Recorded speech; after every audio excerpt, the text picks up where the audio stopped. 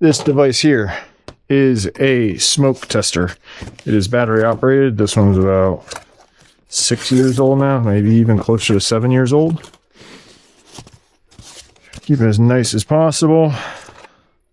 Main body of the thing, you know, out tool.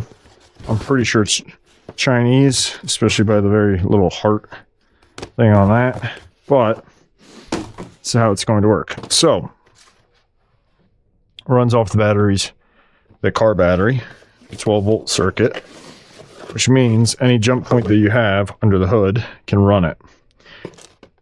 This is what we're going to use. Little guy, it's just going to go in there. And this is just to smoke test the intake, make sure that we don't have any crazy kind of leaks or external air getting into it. It's not pulling anything, and that we have a good amount of vacuum. Now, this one in particular has a very funny quirk that it is just on always. So I have to wait to plug that in. This is the other little bit that I needed. This little hose. Unravel that.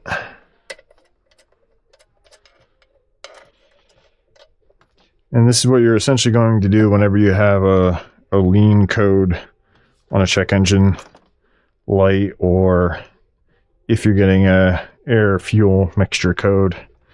This would be, to me, step one. And for, even if these things cost $200, a little tester like this, it's more than fine. Plug that in, and it's just going to hum away. Set this off to the side. I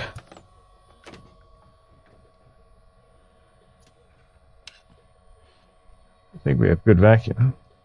Yeah, it's building it up. So, essentially, don't know if you're going to be able to see this without a little flashlight action going on. That's what we're looking for. So, stick that in there. That's now going to go around, and that's a good sign. So it's blowing out because it's actually has enough pressure, but you see that's a crack right there, couple of them. So we're going to opt to replace the upper and the lower hose, because there it is.